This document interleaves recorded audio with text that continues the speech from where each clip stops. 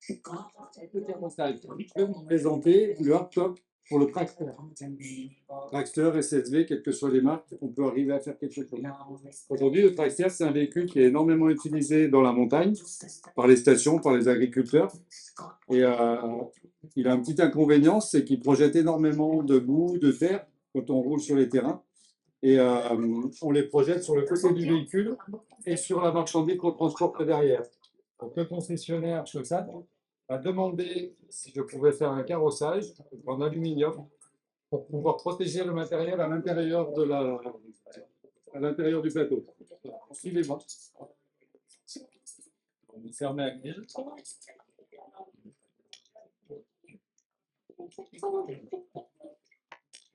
On a un très beau volume pour ranger tout ce que l'on veut mettre dedans, des valises, des cartons, tout ce que vous voulez, pour pouvoir ramener ça chez vous. Voilà, merci. Avec un carrossage, je vais vous expliquer comment on sonde une charge sur un plateau, comme il faut, de manière sûre. Il y a une possibilité, arrimage sous le plateau, c'est galvanisé, vous tirez dessus. L'inconvénient, c'est quand vous mettez votre sangle, elle se chauffe, puis elle cuire de l'autre côté, elle va rester sur le plateau. La solution, quand vous le sanglez sans ridette, le crochet, vous prenez dans l'autre sens, passez dans ce petit anneau qu'on a prévu pour vous à cet effet, et vous balancez votre sangle de l'autre côté. Elle ne tombera pas pendant que vous allez de l'autre côté. Vous pouvez sangler comme vous voulez. Ensuite, si vous voulez sangler à l'intérieur avec les ridettes, on a cet anneau d'arrimage. Se balade le long de la rideau, vous voulez.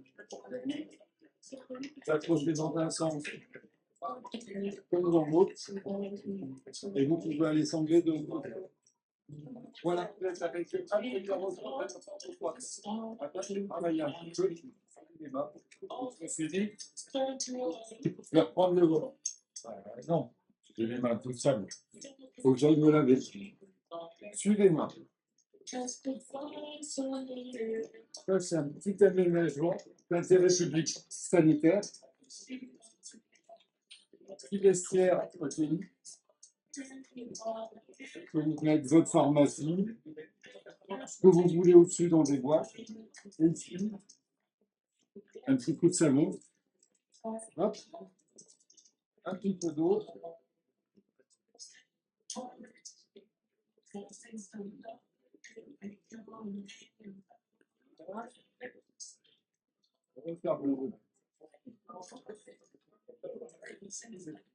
petit coup de chiffon, et maintenant, je peux reprendre la route. Merci beaucoup.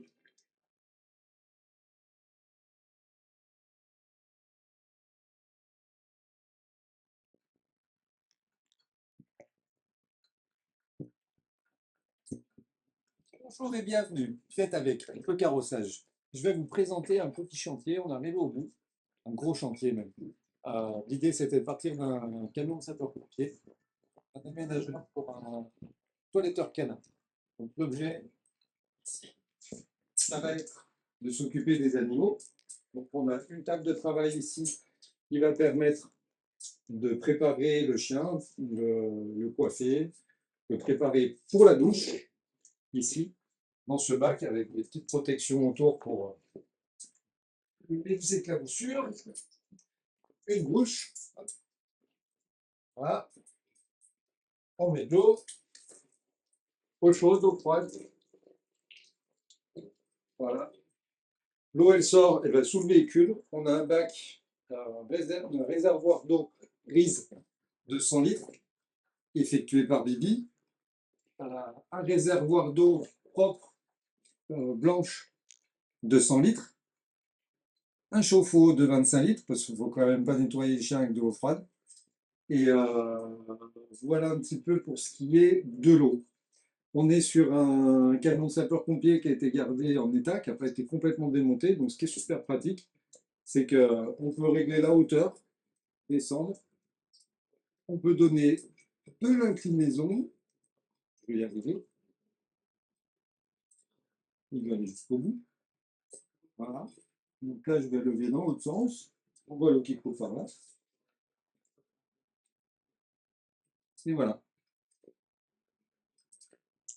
Donc, pour réaliser tout ça, il faut de l'eau, de l'électricité.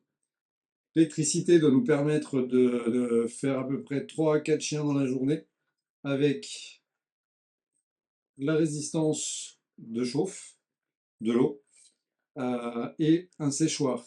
Séchoir de 2000 watts, on rapporte ici. Le studio va pulser. Avec la on va pulser ces chansons. Tout ça, ça consomme énormément d'électricité. Donc il va falloir adapter un système assez important avec 2 batteries de 3840 watts qui sont logées ici, des batteries lithium, qu'on peut déconnecter pour emmener les batteries chez soi pour recharger, ou alors on peut ramener le chargeur ici pour pouvoir charger le véhicule. Avec 2 grosses prises comme ça, sur le 220, soit à la maison, soit dans le véhicule. On a la possibilité aussi de le passer en 220 volts, c'est-à-dire qu'on va se brancher directement sur la prise du domicile pour que le véhicule soit alimenté complètement en 220 volts. Sous le siège conducteur passager, on a un très gros onduleur qui permet de gérer toute l'électricité en 12 volts 220, alimentation alternateur, alimentation 220 volts ou 12 volts. On a du câblage en 50 mm² pour passer la puissance qui sera nécessaire pour le séchoir et la résistance. Le chauffe-eau pour gagner de la capacité en électricité. On a un chauffe-eau qui est connecté avec le circuit de refroidissement du véhicule. Donc qui permet, pendant qu'on roule avec le véhicule, de déjà réchauffer l'eau et économiser de l'électricité. Côté eau, venez me voir. On a préservé de ce côté, donc la partie avec ici les 100 litres d'eau, le chauffe-eau qui est intégré dessous, ici, 25 litres. Le chauffage Webasto, il est là-dessous. Donc en fait, quand on chauffe avec le Webasto, on réchauffe aussi le secteur d'eau. Une pompe à membrane 6 bars avec pressostat intégré. Un vase d'expansion pour éviter les coups de bélier. Et puis on va au mitigeur que j'ai utilisé tout à l'heure. Voilà, c'est un très beau projet.